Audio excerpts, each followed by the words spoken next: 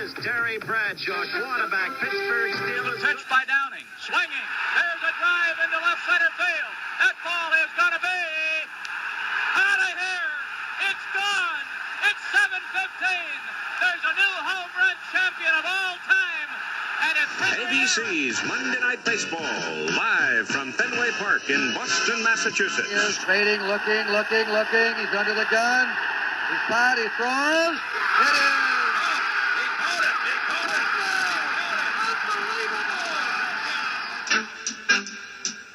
This is baseball, Major League Baseball. And this is Mel Allen. Touchdown! Oh, my! The thrill of victory and the agony of defeat. Goes Frazier! Down goes Frazier! Down goes Frazier! Hi, everybody, and welcome to the February 4th. I don't even know what day it is. Month, year, whatever. Good job. It's February of 1974. No, well, the issue that we're discussing this week on the Past Our Prime podcast is the February 4th, 1974 issue with Muhammad Ali and Joe Frazier on the cover. And joining me, as always, on the POP podcast, Bill Mahoney. Billy, how you doing? I'm doing fantastic. Good. Real well. Let's get going. Nice. And your brother, Mark Hoffman? Exactly. Yeah, See, I didn't go with a last name this time. Just going with Billy. Yes. We have no idea. Well, I'm changing my name to Mark Mahoney. So Okay. Hey, so there we'll you be go. fine. Wonderful. Irish boy. Wonderful. And just a reminder of basically what the premise of this show is three, how do I put it? Older gentlemen who...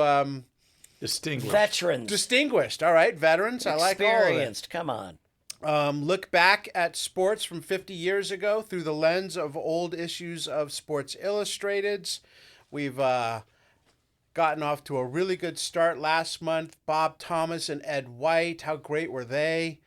Followed that up with Peter Vesey talking about Dr. J. Then we had the Zonk, Larry Zonka, off of his MVP of winning Super Bowl VIII.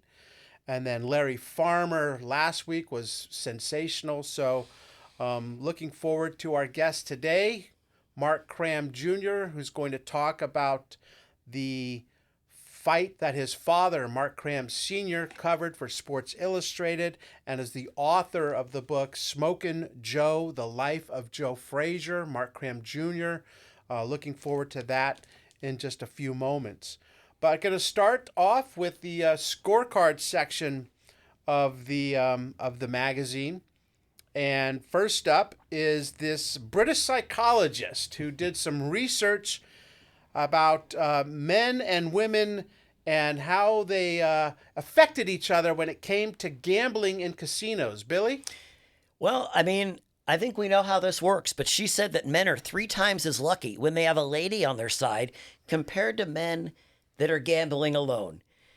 Why do you think that is? Mark? Scott, what do you think? I mean, seriously. Well, they said, Julianne Tinner said that it had to do with she could just give him a look and he would know what number might be coming up, or, that there was like this telepathic way of them communicating that would help because when they integrated the casinos, the casinos stopped making the money the way they were when it was just mail. Yes. So I don't really buy the telepathic reasoning. Mark, you got a theory? No, I just Oh, come on, Mark. You got a theory?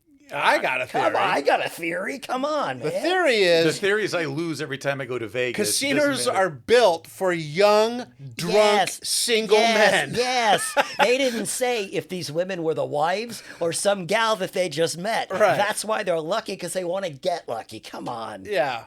But also, if they are the wives, I know when I was gambling with my wife, she would give me a look. That look was, "You're not betting that much money," or she would take the chips. She would be like, "Oh, that's house money. I'll take that." And so, it's not the same as going with your buddies and being like, dude, you should double that bet. And hey, the girl could have been there going, hey, come on, double that. You'd be like, okay. Yeah. That's how casinos are built. See, For but couldn't sure. you say the study would mean that if a woman went to go gamble in Vegas and she brought a man along with her, she would be 3 times as lucky to a chance to win? Shouldn't Don't it go you both bring ways? common sense into this, Jesus, Mark? My what God. are you doing? Get out of here. What guy's going, or Good what God, woman's buddy. doing that? You want to go to hey, hi. hey, you want to go to What are you the doing? dunes tonight? What are you doing, Mary? I'm going to the sands by myself. Bye. Come on. Yeah. So anyway, I think that study is one that is Scott and I understand it. yes, yeah. Mark, you're gonna be our voice of reason forever. No, I'm not. I mean, it's interesting because I don't think that study would fly today in 2024. Well, first of all, there are no all-male casinos anywhere. Oh, let's cut off half of the population. How would they even stop? Do they put guards out front and go, "Oh, yeah, sorry, ma'am. You know, come on. Yeah, all the casinos that I've been in. seem to be Married full. men Oh, are much less likely to spend as much because they're not drinking as much. That's right. They're definitely just they have a security guard with them, if you will. A smarter person that knows much smarter person more that says you ain't reasonable. gambling. Yes. You think you need another drink? Oh, shut up!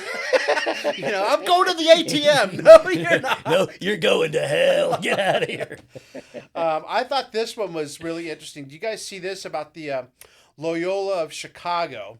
Played their game in Alumni Gymnasium, which seated 3,000 fans. Their coach saw Marshall's new building and sent a picture of it to his president saying, "Isn't money everything?" And his president wrote back, "Money is the root of all evil."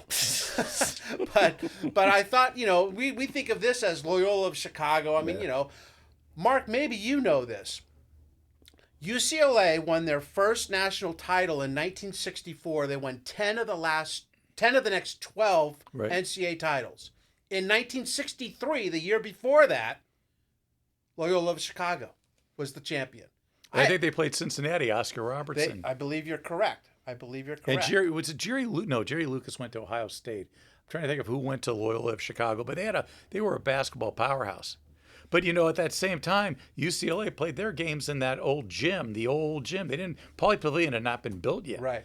So back then there were a lot of college teams that played their games in smaller venues. And I remember even recently, like in the 80s, Cal used to play their basketball games in that gymnasium, and it was also used for volleyball and other sports.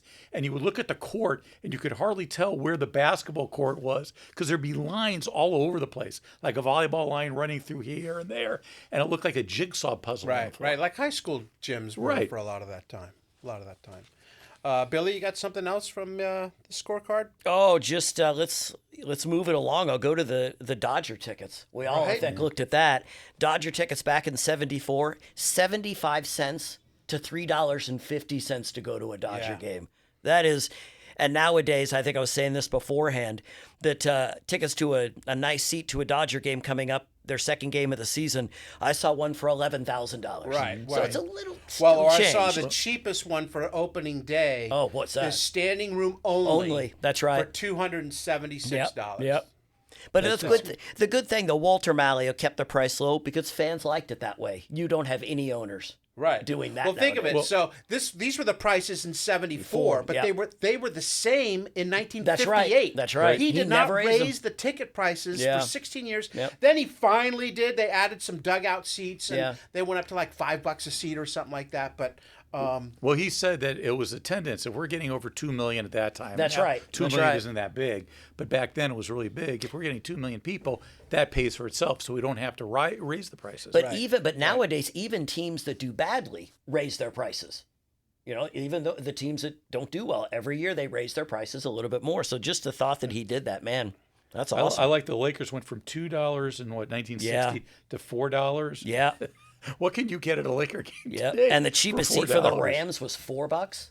really? I mean, Wow. just Wow. Mark, you got another? I like the Hot Rod Huntley comment. So, Hot Rod Huntley was a real character. He played for the Lakers. And then he was the Utah jazz announcer for many, many years. Very colorful character. And he tells the story about playing with Elgin Baylor. And people don't realize how great a player Elgin Baylor was, especially in his prime. And he talks about they combined for 73 points in a game at Madison Square Garden. And then Hot Rod goes, of course, Elgin contributed 71 of those points, which reminds me of was that the Eddie Murphy line when he was doing Trading Places, and he was working with Don Amici and Ralph Bellamy, and they were talking about, I've done like 50 films, I've done 75 films, and then Eddie Murphy says, well, between the two of us now we've done plus two, 127. Yeah. That was the same thing that Wayne Gretzky and his brother Brent Gretzky played in the NHL, has like 2 goals. And said, me and my brother combined for like 900 and something goals. Right, Yeah. Hank and Tommy Yeah, Aaron. yeah, exactly. Right. Nice. Well, the cover story for this issue is called A Crafty Win for Muhammad, written by a longtime Sports Illustrated reporter who covered the sweet science in the golden age of boxing. Actually, the 20s is considered the golden age of boxing, but for the heavyweight division, this was as good as it got. Mark Kram Sr. Covered that fight, and his son will be joining us in just a couple minutes. But by all accounts, this was not. These two guys, Ali and Frazier, fought 3 times, and this was the least great of the 3 fights. Is that the consensus? That's the consensus, but I watched that fight. I watched it a couple times when I was at home. Frazier was all over him. They weren't just sitting back and poking at each other. Muhammad Ali, moved, gave him the side. But, man, Joe Frazier, man, that guy just kept coming at him. I mean, I don't know anything about officiating boxing, and I know Ali won that decision. But Unanimous. It seemed to me a draw. Really? Frazier was all over him. He was connecting the first few rounds went to Ali. And then Frazier just picked up the pace, and that left hook he had was connecting a whole bunch of times. It was actually a very entertaining fight to me. Well, the first fight got all the hype because that was the fight of the century. Yep. I remember I was in 6th grade, and that's all people could talk about was that fight. And for some reason, I was rooting for Joe Frazier. I don't know why, but I was. And Probably because of the color of his gym shorts. Probably, or something very... Yes. If it was Random. blue, Maybe yes. maybe what he ate the night Yes. before. Yeah, something random. But the third fight, the Thrill in Manila, obviously was just this unbelievable fight. So the second fight doesn't get all the publicity, but it was still a good fight. And the other thing about the second fight, the fight even was the most known thing about that. It was the fight before the fight that they had in the studio. That's right. That studio was fight. like, when they're wrestling in the studio. Right, Yep. right. That's the most memorable thing from that fight. Did you listen to that? Not the second fight. See, The first fight I was... I mean, just the thing with Cosell. Oh, in yeah, the studio. Yeah. They were just, Muhammad Ali was saying something to Joe Frazier. He goes, you just got to stop saying that. And I don't think Ali thought he was serious. Joe Frazier was getting tired of being called names. Ignorant. He was always going after his intelligence. Ugly and ignorant. Yeah. And Joe Frazier just, they weren't fooling around. Even Howard Cosell was going, we got a problem here. It wasn't that normal type they do in fights nowadays where it's just it's all set up. No, it was... the article... Go ahead. I'd be interested to hear from Mark about that because, Ali, I don't think he had any ill will towards Joe. It was just a way of marketing the fight. He wanted to put asses in seats. And I think Joe maybe took it more seriously, the fight or whatever. Yeah, so it'll be interesting to see what Mark has to say about that. Muhammad was the first guy to kind of do that stuff. He was a carnival barker, and he was trying to drum up publicity, and he was fine to be the bad guy. But I don't think, I think we'll ask Mark about this. I don't think Frazier ever took it. He never took it that way. Right. He took it personal. He took it to heart. Yeah. Almost like when they ever would mention Ali's name, he would just get really angry, almost like a PTSD. You mention someone's name and he just was, I don't want to see him. I can't get that guy out of here. There was no friendliness. The article almost reads like an obituary, just in terms of both guys are, and this is familiar, are past their prime. Right. Yeah. Right. Sounds familiar. But these guys still had some, at least Ali really did, some good years ahead of them. Frazier never really recovered from this fight. From the time of Ali's fight, after that, Frazier went 6-4. Right. That was, and you can even say the last fight against Jumbo Cummings, he lost that fight and they gave it to Frazier. He would have gone 5-5. He was 6-4. So this fight, I think those fights took everything out of him. Yeah. What's At least interesting Frazier. is that though Frazier was 30 and Ali was 32 Yeah. for this fight, so Ali was actually the older fighter.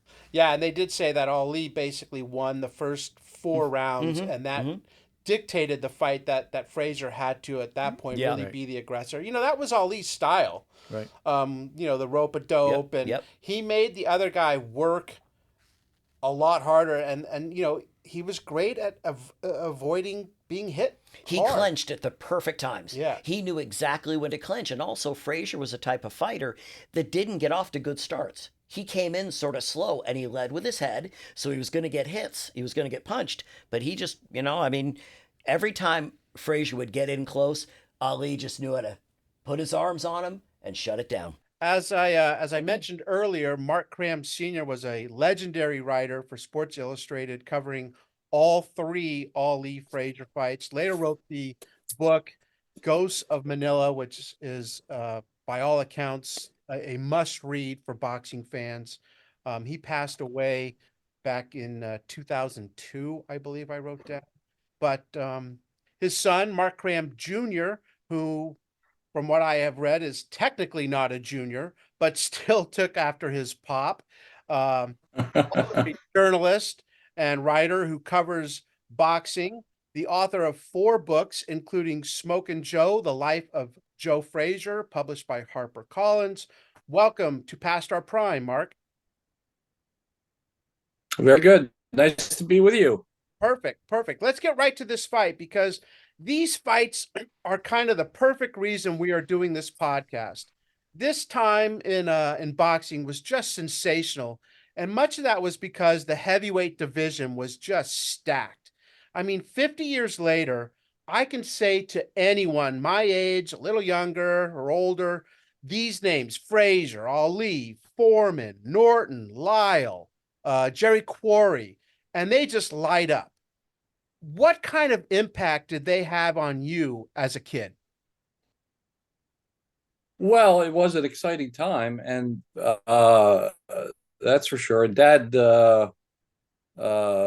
beginning in about 1965 or so, inherited the boxing beat at Sports Illustrated. So he covered the elimination tournament that was put together to try to choose a champion for Ali's vacant title. So he covered all those fights. So, we were kind of a boxing household that way. I remember as a kid, I used to sit and watch Wide World of Sports and try to pick him out in the crowd at ringside. It was kind of he always seemed to have a pretty good seat that way. I was more of a baseball fan as a child. I saw the young fellow with the Oriole hat. That was my team, the Orioles. I grew up in Baltimore, and it was a Good time to be an Orioles fan. yeah, right. Yes. And it was really an exciting time to follow boxing. I don't think you'll ever see anything like it ever again. It's any of those fighters that you mentioned, and even the next tier down could have been champions today. I've heard them talk about Mike Tyson ad nauseum, and Tyson would have been hard pressed to really be in the top 10. I mean, in the top 5 of the top 10 back then, in my opinion. Those guys were really skilled, and it was a whole different atmosphere around boxing. You'd have a fight, and then you'd have the press come into town, and they would set up camp at the various hotels, and they'd write stories, 2 or 3 a day sometimes, building up the fight, and there was a real atmosphere around it. There was, the fighters were accessible. There was none of these press agents really running interference. The press agents back then really tried to facilitate access to the fighters, and that was true of all athletes actually back then. It's a whole different atmosphere now. I was really happy to come along when I did, because it will never be like that again. The first fight they had, the fight of the century, gets all the pub, and then of course the Thrill in Manila. This fight, Super Fight 2, doesn't get Right. the same pub the other two fights got. But do you consider Well, it wasn't as good a fight. Yeah, it wasn't as good a fight. It's sort of the redheaded stepchild of those fights. It was a 12-round fight to begin with. It wasn't 15. And it was I describe it in my book as, neither of the fighters were champions at the time. Joe had lost his title to George Foreman, and Ali had not yet won it back. So it was a non-title fight in late January, I think it was, in New York. And, it was one of those New York moments, like, if Frank Sinatra had come through town and had a date at the Garden. I mean, everybody showed up in their fine clothes and they had dinner plans and reservations built around it. And it was a big kind of New York moment, but it wasn't a moment for the ages the way the first and third fight were, if you follow what I'm saying. Yes. Was the best part the fight before the fight, when they had the interview and all of a sudden? Oh yeah, that was an interesting. I mean, a lot of people at the time thought it was kind of staged, and given Ali's proclivities, you just don't know what's staged and what isn't. But it's clear that Joe was extremely angry. Just to back up, he had been invited to appear on Wide World of Sports with Howard Cosell. I guess it was about 5 days before the fight, and to sort of review the film of the first fight with Ali. Initially, Eddie Futch,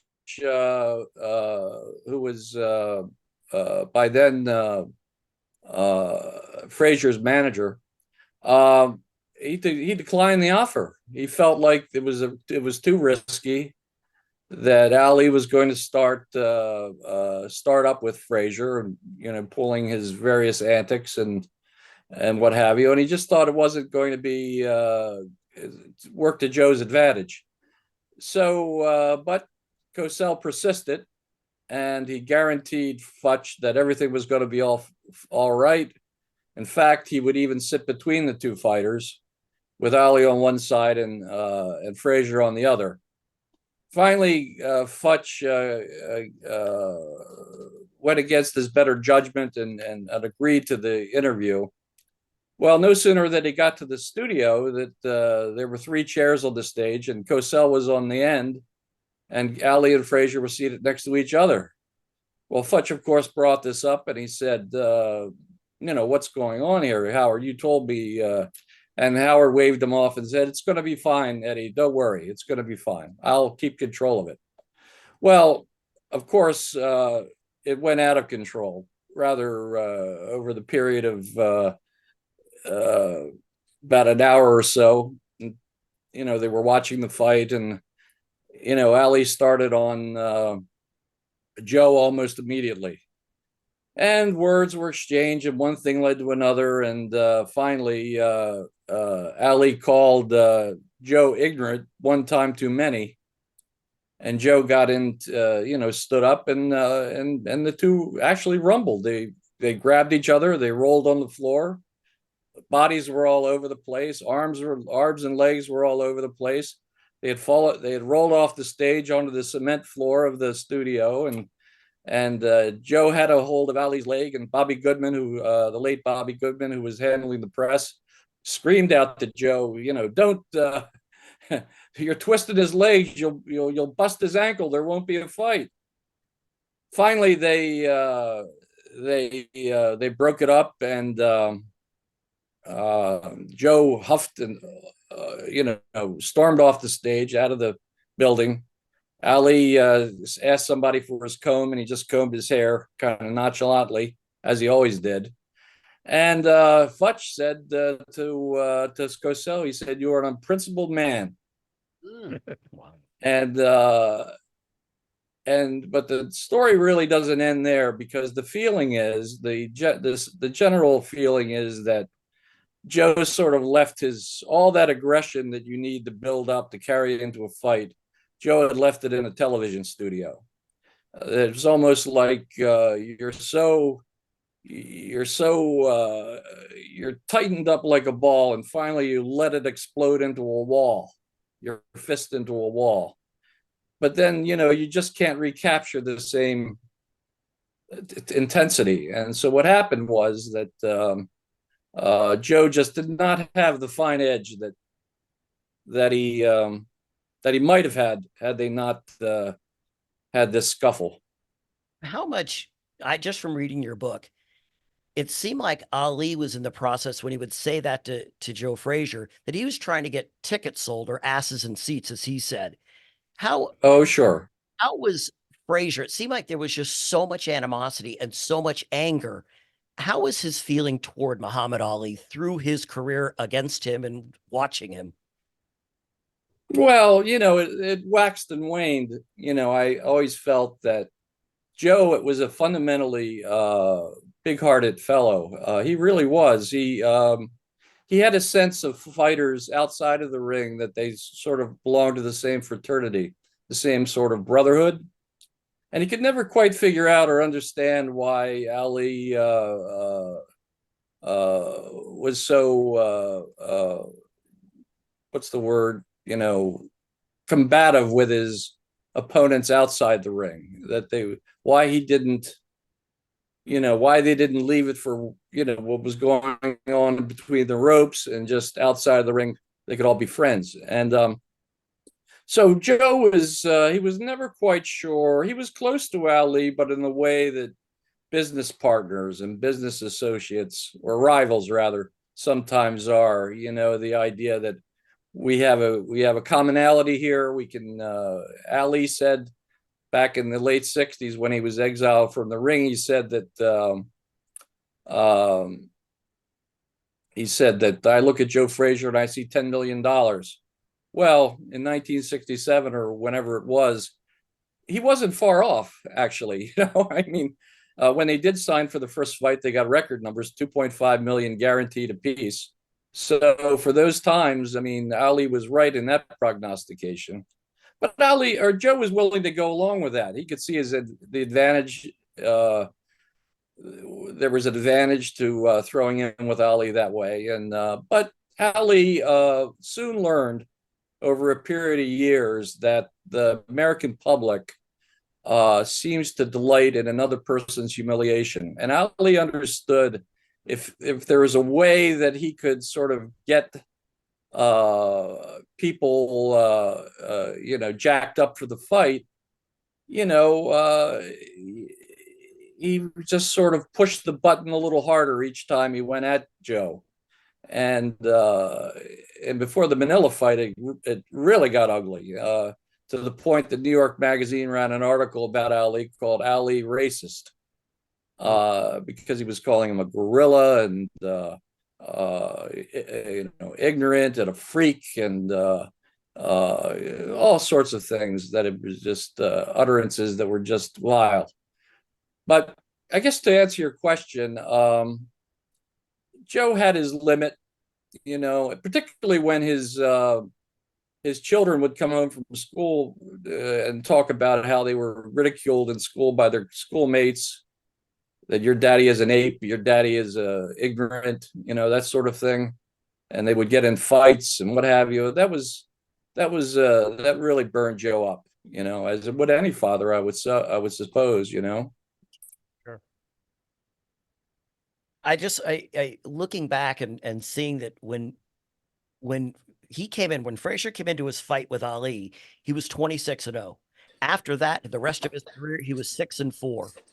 How much did those fights take out of Frazier for the rest of his career? Well, Yank Durham, his manager who was manager from the beginning, who later passed away, and Eddie Futch were extremely careful in how they managed Joe. If you look at Ali's record and Joe's record side by side during those years, Ali was in action almost every other month, it seemed like. Joe had 2 fights a year at tops, and not against the best competition you could find. They were kind of trying to squeeze the toothpaste out of the tube very carefully and gingerly. With a fighter like Joe, who was small, who absorbed a lot of punishment, who was the feeling was that a fighter like that, you have to keep a close eye on him because he could go at any time. And, the smart money seemed to indicate that there'd be an Ali Frazier rematch, within a year of the first fight, but they couldn't come together on terms. Joe did not want to give away the lion's share of the purse to Ali. He felt he was champion and he should get the lion's share. And not understanding that Ali was the great gate attraction, that there was no getting around who was selling the tickets. It was Ali. So he went on to fight Foreman, which was against the wisdom of his manager, Yank Durham. Yank didn't want him to fight for him. Joe wanted to fight for him, Foreman. And he got his clock cleaned. In fact, it was that night that the phrase "down goes Frazier" was born, with Howard Cosell. We're talking with Mark Kram, Jr., author of Smokin Joe, The Life of Joe Frazier.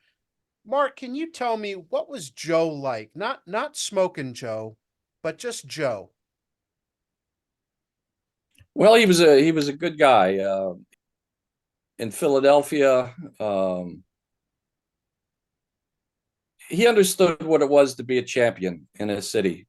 He made the rounds.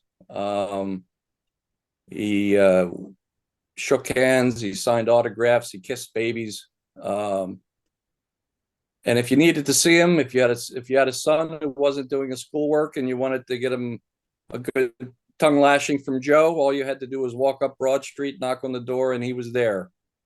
And he'd put your son in a headlock and he'd say, "Now you go to school," of course, playfully.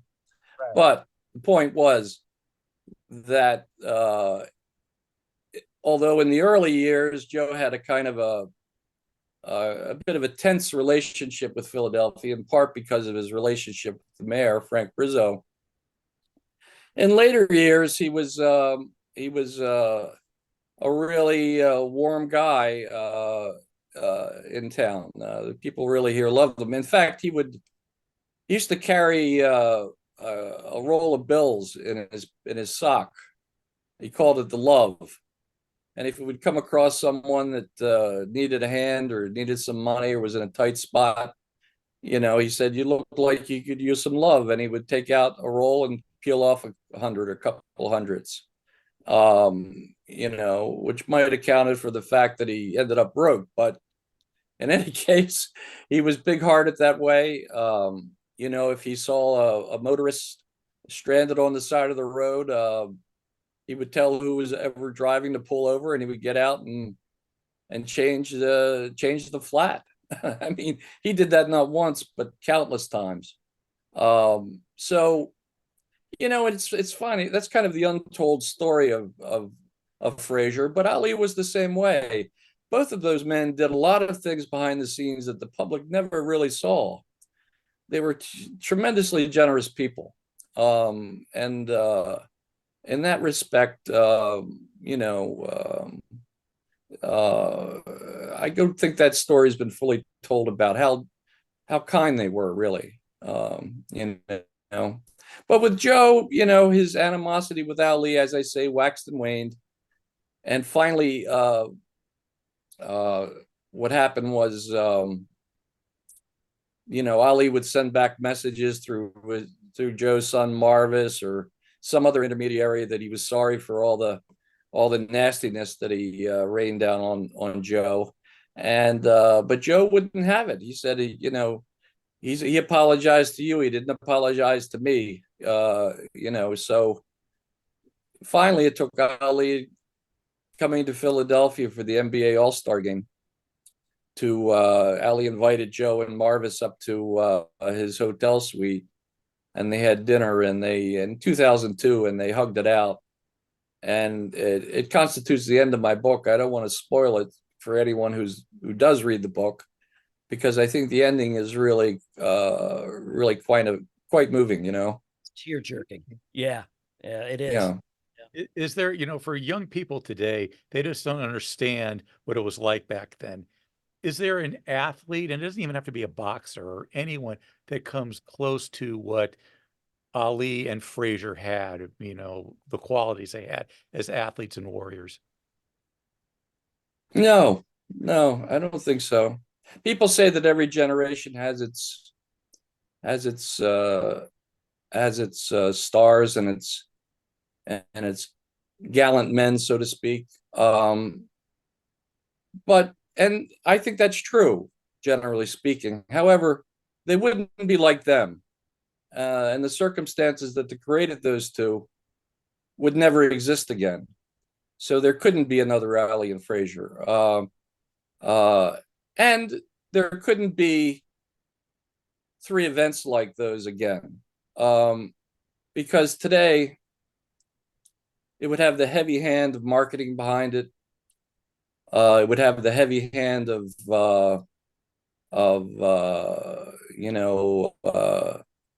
just massive money. And it's my belief that that if you want to guarantee that you don't, and this is most cases, in my view, most cases, not all cases, but if you want to guarantee that you're not going to get the player you had last year, pay him a lot of money for this year. Give him his dream contract. I think money has taken really the luster off of what we once do in sports, although they made a lot of money. But it was a different time. It was a tougher time. These guys were under scrutiny from some really sharp writers, a press corps that was really sharp and seasoned, and covered them for from the beginning of their careers to the very end. I mean, really terrific, talented writers. You don't see that today. Everything's sort of shortened down to, TikTok and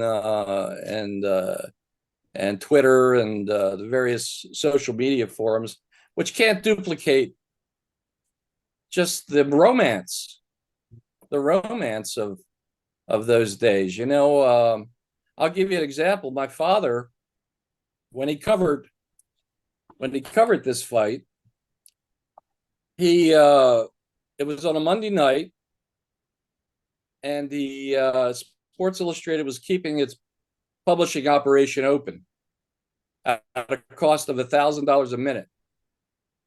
Now, so basically, he had to come back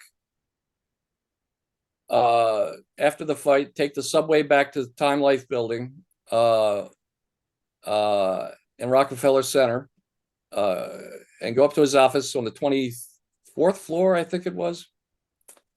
And he had an hour to write the article, 1 hour, with editors pacing outside of his door of his office.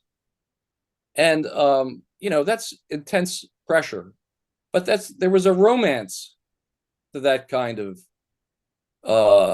thing, and that's what we've lost, is that sort of the romance of big magazines and big city dailies and columnists and the bars that they would go to and hang out, and just the whole world is now, it's a vanished world, and Well, that's why we're doing the podcast. I could only glimpse it as a boy. I was a teenage boy, but I got to experience it somewhat in my own career in the 80s and 90s. But anyway. No, I was going to say, when I was growing up, the heavyweight championship fight, it was an event. It was a big deal. It was an event. Nowadays, I think Jake Paul is the one guy we all know, and he's a YouTube guy for the heavyweight division. So yeah, at this point in time, Frazier and Ali, if they were fighting nowadays, they would just be 1 and 2. Do you have any respect now for the heavyweight division? No, not really, none. I mean, I don't follow it that closely, Nobody but does. just like newspapers, the newspaper business, boxing in the heavyweight division is a memory. Yeah. I don't know how we got here this quickly, but Yeah. we sure are there, and it's all now in the musty record books and memoirs, really, at this point. Going back from that, I remember just when we said about an event, I remember it was a simple, it was the Rocky movie. And did I read it in your book or was it somewhere else that Frazier actually sparred with Sylvester Stallone and Sylvester Stallone said, Right.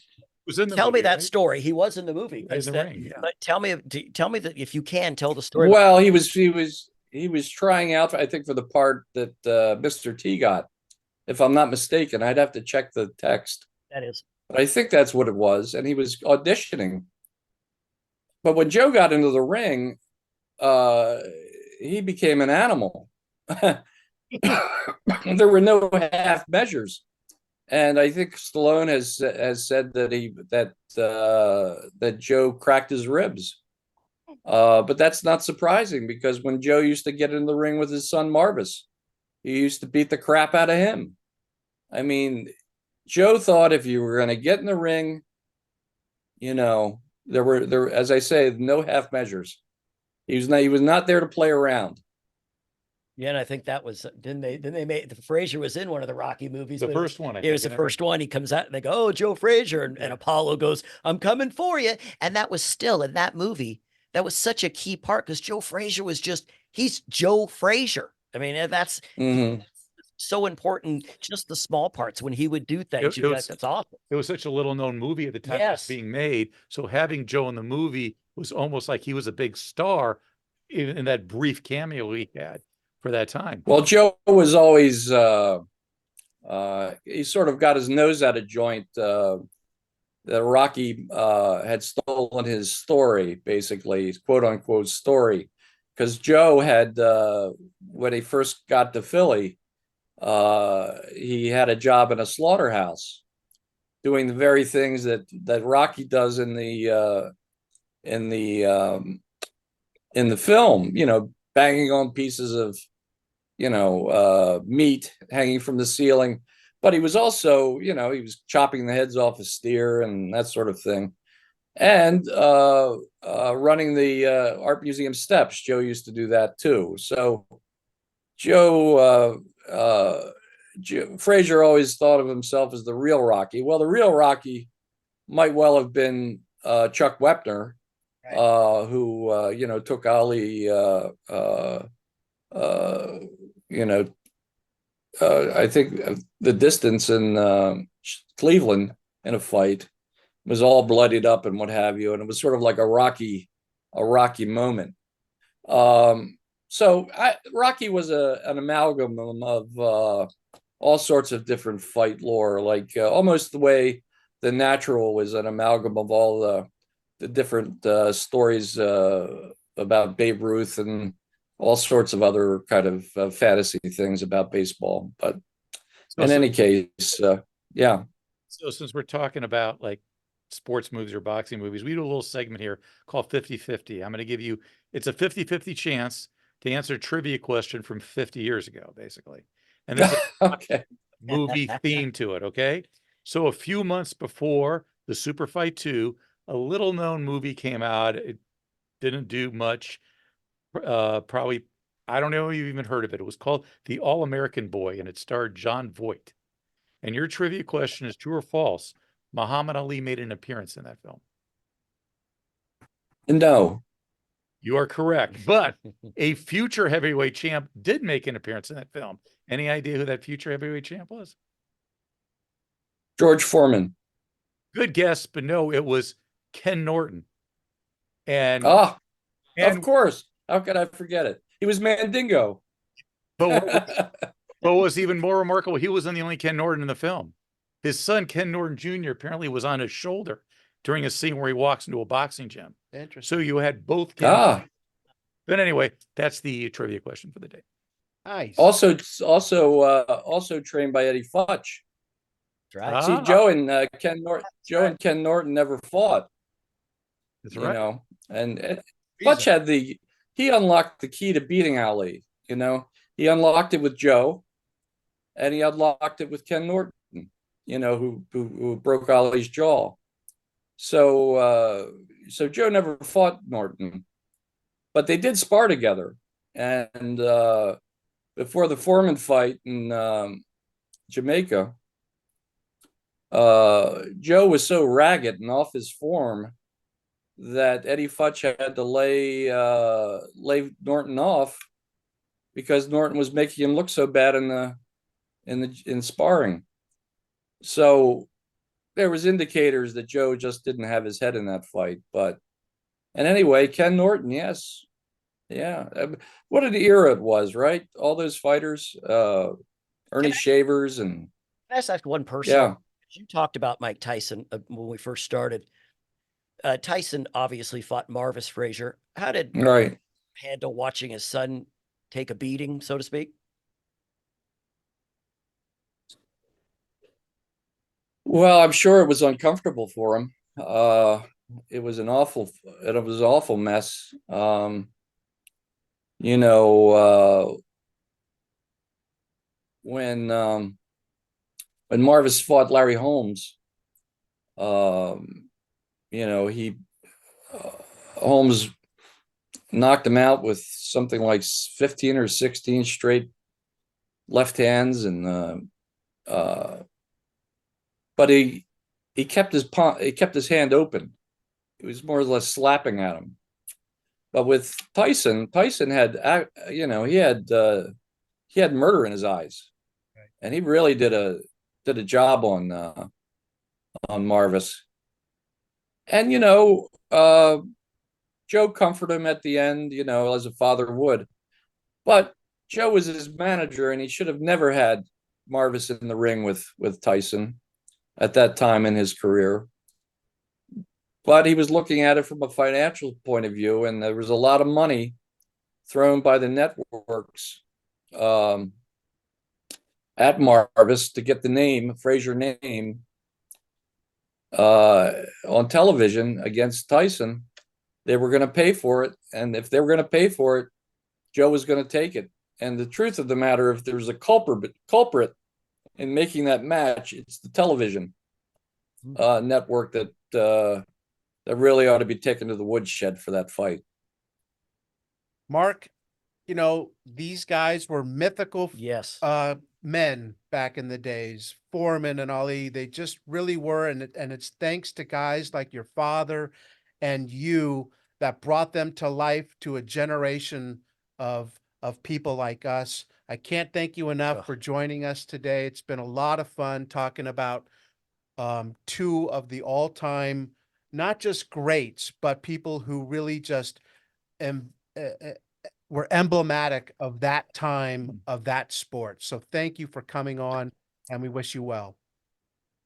Thank you so much. It's been a pleasure. Thank you. Mark, thank you. Thank you, Mark. Bye-bye. Take good care. You too. You too. That was Mark Kram, Jr., author of Smokin Joe, The Life of Joe Frazier, and wrote 3 other books. He mentioned briefly The Natural, and I don't know if you guys saw this. Oh, that's right. But he wrote a book called Eddie and the Gun Girl, which is the true story of the shooting of Philadelphia Phillies all-star first baseman Eddie Weikus by female admirer Ruth Steinhagen. That book was later fictionalized and turned into a book, and then adapted into a screenplay, right, and turned into The Natural, starring Robert Redford. So I thought that Close. So go and check out markkramjr.com. This book is well worth the read. Is fantastic. Oh my golly, it is. It takes you not just Frazier in the ring. It shows what kind of man he was, that he wasn't just a guy that got out there and hit. What he said about the good things he did for people. Yeah. He just walk around and give hundreds of dollars to people. That's exactly, Mark. Yeah. Exactly. Giving out the love. How awesome is that? That was a story I did not know, and that's a fantastic story. Right. Yeah, and you just don't realize that we looked at these guys as just supermen, and they were true people and true good people. Yeah. And back then, the only way to get to know them, writers. Yeah. Really was. Yeah, and TV nowadays it's TikTok. Now they're everywhere. And now what? Isn't that funny? They're everywhere, and yet we couldn't name any of them. No. Yeah, there you go. But that's what I'm saying. If you look at the heavyweight fighters right now, only one I ever hear about is Jake Paul. Because he's the one that anytime there's a fight, Tyson Fury. It's not boxing. It's No, MMA. exactly. MMA is basically the new boxing. You can clip this. Can I tell one story? Yeah. Back in when Tyson Holyfield had their first fight, they sent me, and I was doing the shots with Jim Hill. And for whatever reason, after the fight ended, Glenn Shimon and I said, well, let's just go through this door. We ended up outside the door where Tyson walked right out right next to me. His face was completely purple. And there's all the television cables. So we walk over there, and here comes Holyfield walking right toward me. I mean, 2 feet from me. And I tripped over one of the cables. Holyfield reaches out and grabs my shirt and goes, "You take it easy there, young fella," and I walked by. That was right after the fight. I mean, wow. And it was just, Tyson's face was bloated and purple, and they rushed him out to a limo, and Holyfield looked like he had, gone to the library. Did you bite him in the ear? No, I wanted to. But actually, the biting in the ear was the next fight. Yeah, it was. The rematch. Yeah, the second. But the first fight was Which I actually remember a good because one. Bill was, I was at work at CBS, Yeah. and Bill was watching the fight. Yep. I could not get the fight in. And all of a sudden, Bill says, "Oh my God, Tyson just bit his ear." I go, "Ha ha ha!" Really funny, Bill. Right. He says, "No, seriously, he bit his ear." "Oh wait, he did it again." I'm like, "What the?" Yeah. I just love boxing. That's great. I hate It where was it went. great. I It hate was where it's really, gone. It will never be the same. No, and he was in the era with his father that got to see all of these guys. Just to see Ali, Frazier, and all the Foreman, all in there when they're young and in their prime. Just amazing. Moving on to the next story here was on the Past Our Prime podcast. The Pistons, Billy, had not been very good for a long time, but behind Dave Bing and Bob Lanier started to turn things around. Dave Bing, one of the best players in the NBA back at the time. Bob Lanier was criticized for being overweight and never in shape, and finally he became really dedicated. He was the All-Star MVP that year, averaging 24 points and 14 rebounds. So a couple of blasts from the past who were starting to get things done in Motown. Did you read the little bit about Dave Bing? Dave Bing, as a child, stuck a nail through his left pupil. And then in 71, his retina was torn in his right eye. So he played one more game. He scored some points. And then he had to have his retina sewed back in. Dave Bing, come on. And nowadays, if there's a hangnail, the guys are out.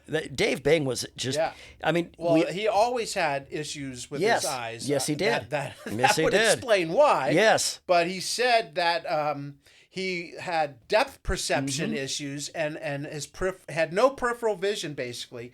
And he said, the only way I can tell who's on my team from the under end of the floor is by the color of the uniforms. Otherwise, everyone looks like a hazy blob, which is basically him calling me out, you know? But that's in the NBA, man. That's one thing if you're out on the playground, you're playing against the greatest players in the world. And he was able to have an amazing career with, obviously, you said depth perception and vision problems. But I mean, taking a nail in the eye, though, probably occasionally can derail someone's career. The rest of the... I was just going to say, Dave Bing, was my favorite player, the first NBA player I ever followed that I was a fan of. That was like my guy. Right. And unfortunately, the Pistons weren't very good back then, which is too bad because I love Dave Bing. Yeah. The rest of the issue goes, they talk a little bit about team tennis, which was trying to take hold, but never really did. And then they, I thought this was interesting. They did a retake of the UCLA losing to Notre Dame. They did like a diary, but UCLA had already beaten them in the rematch. So it kind of lost their luster, but it just goes to show you that nowadays that diary leading up to the first game, we'd have that the day of the first game. This was like 2 weeks later. Right. And so, I'm sure they enjoyed it back then, but it did lose a little bit of it because UCLA had already beaten them in the rematch. Yeah, by 19. So, UCLA takes care of Notre Dame, and you guys have anything else to add about that? Yeah, the one thing that stuck out to me, because when I think of John Wooden, I think it's just the gentlemanly coach, great guy, always helping. Digger Phelps actually told his players to avoid the UCLA bench because Wooden would hassle them. That's the last thing I think Wooden would do. Imagining him talking trash, I Right? I can't see that, but that You'll would be do funny. an extra chore today. Right. Yeah, I don't think that was one of his specialties, trash talking Wooden. That's what he was known for. Yes. We mentioned this in previous episodes, but I think it is fair to say that 50 years ago, Sports Illustrated loved track and field. Oh, gosh. Yes. I mean, they just loved it. So there is a feature on a retired Navy commander named Bud Deacon, who at the time was 62 years old, was setting all sorts of records. I think Mark's 62. No, I'm 64. Oh. Yeah. And I want to say something. There's a picture of him, and he's jumping over the hurdle. Yeah. And he's 2 years younger than me and jumping over the hurdle. Yeah. Just looking at that picture, I've got a strain in my groin already. Well, as Mark was telling us prior, Mark has a hard time just walking. Yeah, that's true. Because he took a spill. I tripped and fell the other day and landed to on my Mark's right. credit, most people would be like, yeah, there was a dog and a leash. No, he just had trouble putting the right foot in front of the left foot. was Isn't it there the- a song with that? Put Yeah. one Is it foot in front of I think it was the left other. foot in front of the right foot. okay. And that was it. Didn't And, someone stop and try to take you to the hospital? No, someone stopped by and said, "You're okay," because I landed right on the asphalt on my right-hand side. So And I you're just no looked Bud and said- Deacon. I said, nope, I'm okay. I'll make it. Sorry. Unlike Mark, this guy was actually a true athlete. He was he finished tied for third in the Olympic trials in 1932 for the pole vault, but he was bumped by another Stanford guy. They would only take so many people. In 1936, he finished fourth, but they changed the rules that only the top three would go, so he missed out then. In 1940, he did qualify for the Olympics, but the games were canceled because of World War II. So he had to wait like 30 years later. He never got to go to the Olympics. But once he started becoming into his 60s, he was just setting records left and right within the 440, the 880, the mile, the 2 mile. He also threw the javelin. Yeah. And played volleyball. And he you know- did it all. Yeah. He got enshrined actually into the USA Track and Field Masters Hall of Fame in 2001. So Yeah, I mean, he was a legit stud who had to wait until he was in his 60s to get his due. I couldn't find an article on him. I was wondering if at 112 he might be still. I know. Yeah. I tried. I he saw had him that at the special track the other dynamic. day. Yes, on the way in, we saw him at the track. Yeah, he lapped me. Just a skeleton, but he made it. Now, from track and field, we go to 3 straight articles of just, I mean, I don't know what Sports Illustrated was doing back then. Yeah, I didn't. You know, I mean, this is where me as a 5-6-year-old was like, all right, I'm done. And bye. Right?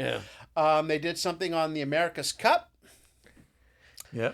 I mean, I can remember one summer, maybe early 80s. Was it with Dennis Conner? Was that his Dennis name? Conner. But wasn't this when they Right. talked about was Ted Turner was Yeah, Ted Turner. Ted in the was the 70s. In He the was 70s, Red Robin. yes. That was the article on Ted Right. Turner. That's Right. the only thing I In the remember 70s, about Ted that. Turner won the America's Cup. Yeah. It was a big Right. deal. And in the 80s, I actually covered the America's Cup down in San Diego with Connors. Right? Isn't Yeah. that crazy? Yeah, I mean, I remember I think it had a lot to do with that was the beginning stages of ESPN. So Yeah. ESPN had it on a A lot. lot. I don't even know if they still do it.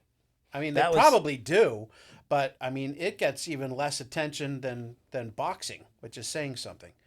From there, they went to bridge.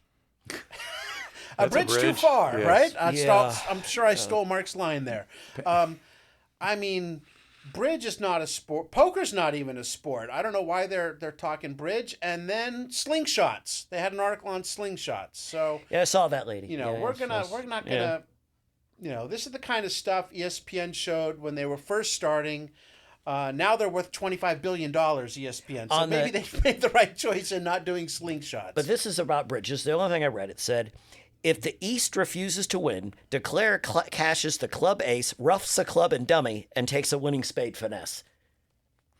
I don't know what's harder. What does that mean? Spud's a dummy? What is, well, that's obvious. Yeah, I'm an idiot. I lost. What is harder to understand, bridge or cricket? I'm trying to. And my daughter's really into cricket now. She wants to learn all the rules about cricket. So does my daughter. No Really? way. Yeah, Callie wants to play cricket in the backyard. She's 5. Dad, going to play cricket again. I said, I don't know how to play cricket. She goes, just get a stick and hit the ball. And I'm thinking, okay.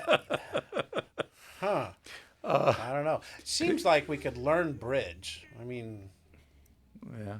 old women. Well, do that's it, but it was or like kids. canasta. I don't know what canasta is. That would be, Right. you know. I'm good with, Go Fish. I'm good with that. Crazy Eights. Uno. Uno. Got that Reverse going. it. Yeah. War, you can play Oh, with yourself. I'm good. War. I don't think you need to be playing with yourself though. Let's keep it clean, okay? Hey, You keep it clean. there were a couple of ads that I really liked in the magazine. They had the one Bob Hope was modeling like the golf attire and shirts and stuff like that, Which and for anyone who doesn't know Bob Hope, who's too young to know Bob Hope, Wow. he was Look him up. a entertainer, actor.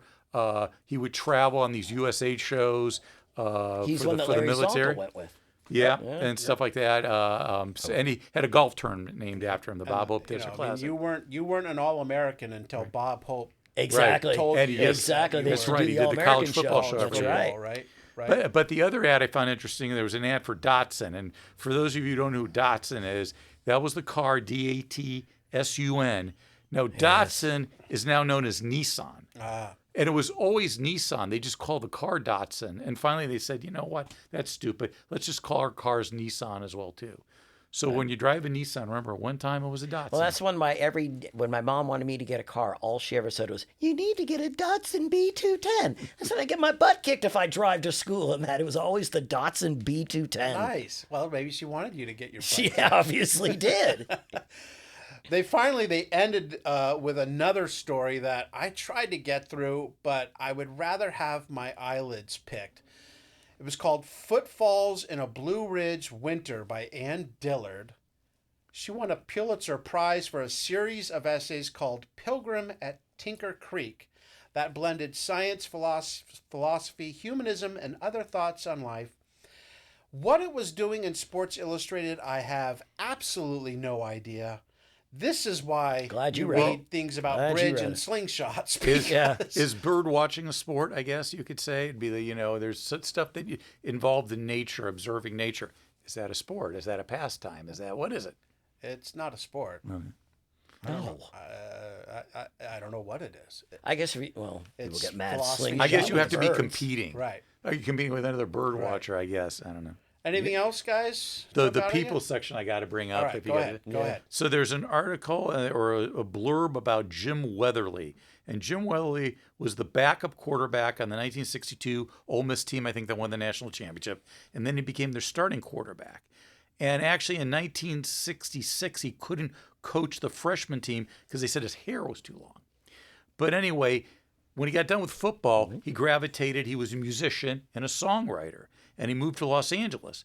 And one of his most famous songs was Midnight Train to Georgia by Gladys Knight and the Pips. Wow. But there's even a better story than that.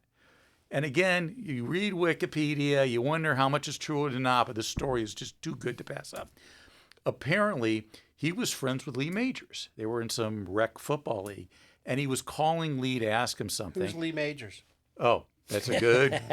Lee Majors was a $6 million man. I know who he is. Yeah, I know you did. Anyway, he was related to Johnny Majors, who was the coach, head coach. But anyway, his girlfriend at the time was Farrah Fawcett. So he calls his house, and Farrah answers the phone and says, "Oh, is Lee there?" And she says, "No."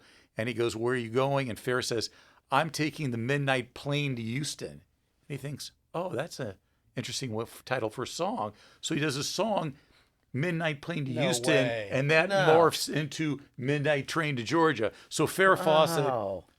indirectly She responsible. get a I don't know. co-writing. Feels like a true thing? angel. But I found that fascinating. So Wow. Wow. I found it fascinating that Farrah Fawcett was a poster on my wall. Yeah. When I was. That's why 10 she'd years answer the old. phone. you know, when Charlie's Angels debuted, and I was in high school, and we had a project. We had to take a television show, watch the episode, and then mark down all the commercials that were on the show and try to come up with a theme, what market they were looking at. So I had to watch the very first episode of Charlie's Angels. You had to? Yeah, I had to. I Yeah, that picked was a tough show. one, buddy. I don't know why I did, but I picked it, and so that That's was cool. one of my big memories of Nice. Farrah That's Fawcett. great. Right. And you wrote all about Charlie. I wrote He about did, plastic he pickles. did. I love his voice. It's very deep. Billy, you got anything else? I just know University of Kentucky, their football team is normally bad. In 1961, though, they fired their staff. Only a few guys on there that have done anything. Howard Schnellenberger, Don Shula, Bill Arnsbarger, and Chuck Knox all fired. yeah. Because they You know? sucked. Well, but still, that's a lot of talent That's sitting at in there, least maybe. 2 Hall of Famers. Yes, and then also the guy that took over for Paul Brown and won an NFL championship, which was Yeah. Blanton Collier. Nice. Nice. Good. Kentucky, I don't think they've ever recovered. No.